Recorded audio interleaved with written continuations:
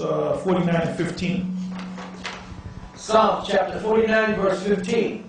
But the Most High will redeem my soul from the power of the grave. Who's the psalmist here? The psalmist is, the psalmist called this, it doesn't say, it just says the chief musician of Psalms for the sons of Korah. Okay, well, all right. That's not David then. All right, it says, you said verse 5, right, John? Or 15, I'm sorry. Yeah, 15, 49 and 15. But the Most High will redeem my soul from the power of the grave, for he shall receive me, Selah. Read that again. But the Most High will redeem my soul from the power of the grave, for he shall receive me, Selah. All right, it's the key word is grave. Let's see what it says in the Hebrew. Okay, in the book of Psalms 49:15, the Hebrew word there is sha'al, which once again, when you click on it, says grave, hell, or pit. And I just made an observation that the part where it says from the power of the grave, the Hebrew word for from the power, the word there is yad, which yad in the Hebrew means hand. So that was an interesting note. Right. All right, now let's go from there. In the hand of the grave, actually. The hand of the grave, exactly. Now let's go from there to Psalms 9 and 16. Psalms chapter 9, verse 16. The Lord is known by the judgment which he executed. The wicked is snared in the work of his own hands, Higgaion Selah. The wicked shall be turned into hell, and all nations that forget the Most High. Right, the wicked shall be turned into hell is, read that again, I'm sorry. The wicked shall be turned into hell. Yeah, that's the wicked right there. That's the wicked right there. So that all the people right there are going to hell. Meaning they're going into slavery, then they're going into the pit.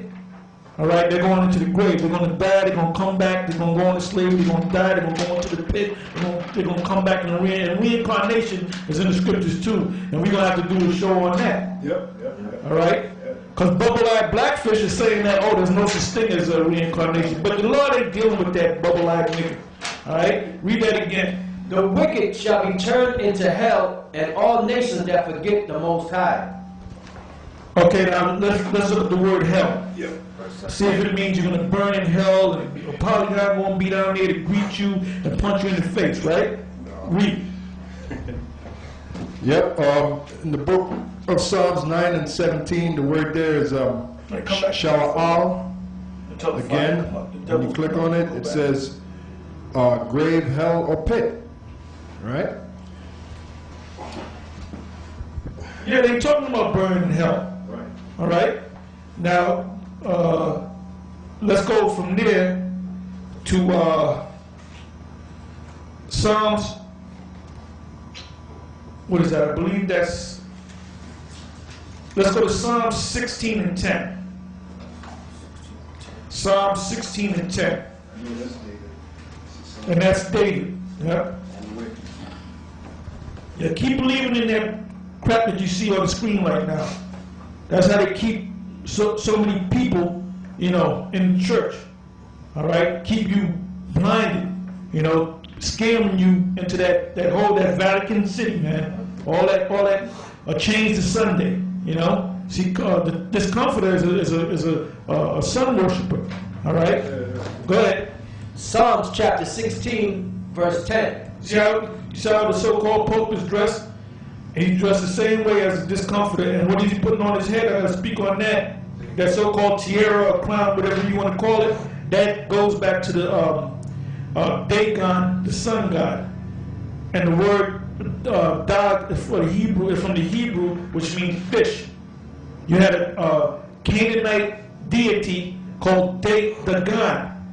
And they used to worship this god, the fish god. They used to wear that funny looking hat on their head, which is basically the gaping mouth of a fish. All right? Go ahead. Psalms chapter 16, verse 10. This is Psalms of David. For thou wilt not leave my soul in hell, neither wilt thou suffer thy Holy One to see corruption. Right, now let's go to that scripture, Psalm 16 and 10. Now, I want you to also get Acts 2:29-32, because Peter quotes that same scripture and is broken down two different ways. So that it might seem to be some confusion there, but we're going to break it down to you. All right? You got that, brother? Psalms 16:10. You got it? Yeah. Okay, in Psalm 16:10, the word there is sha'wa'al, which again, when you click on it, it means grave, hell, or pit. All right, now that's in Psalm 16:10. And then you're going to hold on to Acts 2, and we can start at the 25th verse. I'll give you the key verse in a minute, but we're going to start at the 25th verse, and we're going to read down to the 32nd verse, because this is not talking about David, and Peter is explaining it to the Israelites when they gathered to Jerusalem during the time of Pentecost. He was explaining that what David was not talking about himself. He was talking, that was a future prophecy of the Son of the Most High, which is the Lord, which is Yahushua. All right? Okay, let's read. Acts chapter 2, verse 25. For David speaketh concerning him, I foresaw the Lord always before my face, for he is on my right hand, and that I should not be moved. Therefore did my heart rejoice, and my tongue was glad. Moreover also my flesh shall rest in hope, because thou wilt not leave my soul in hell, neither wilt thou suffer thine Holy One to see corruption. That was verse 27. Okay, you know what, man? Did I mention Peter? Because I want you to go up where Peter breaks it down. He breaks it down to the people. On the next page. All right, go ahead. Because thou wilt not... Read from the top again. Okay. Aim the verse and read it. Acts chapter 2, verse 25. For David speaketh concerning him. Right, for David speaketh concerning him. Concerning who? The Son of the Most High, Yahushua. Go ahead. I foresaw the Lord always before my face, for he is on my right hand, that I shall not be moved. Therefore did my heart rejoice, and my tongue was glad. Moreover also my flesh shall rest in hope, because thou wilt not leave my soul in hell, neither will thou suffer thine Holy One to see corruption. That's David. That's Peter reiterating what David said in Psalm 16. But David was really talking about the Lord. I gotta say that. I can't stress that enough. Go ahead. Thou hast made known to me the ways of life. Thou shalt make me full of joy, and with thy countenance.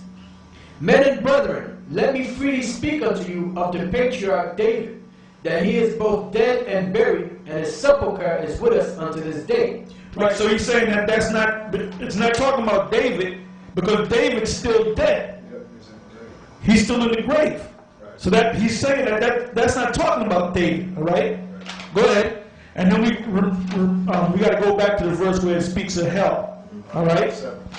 Therefore, being a prophet, and knowing that the Most High had sworn with an oath to him, that of the fruit of his loins, according to the flesh. What is Peter calling David? A prophet. He was a king and a prophet. Go ahead. That of the fruit of his loins. What is it? That right there shows you that there's no such thing as that Virgin Mary bullshit, man. Right. That's another Roman Catholic doctrine that Discomfort is teaching that crap. That's why the Most High is going to drop that nigga like a bad habit, man. Go ahead. That of the fruit of his loins, according to the... I guess that's supposed to be a polygon, man. That's why the niggas can't get out of school. Because he made them believe that if you leave this school, all right, you know, because Tahar and all them other brothers from GMS, The rebels. they all going to meet this. They're going to either meet him or meet this guy right here. That's Dick Cheney. Hey, well, that's Dick Cheney, man. He's a devil. You know he's a devil. It fits him. Yeah. Go ahead. The devil with glasses on. Go ahead. That of the fruit of his loins, according to the flesh, he would... Yeah, because what is it talking about? When you go to Matthew, the first chapter, it speaks about David's son Solomon. It speaks about Solomon's son. It speaks about his son, all the way down to Joseph, which had sex with Mary. And Mary got pregnant and had a son named Jesus. All right? You bunch of idiots.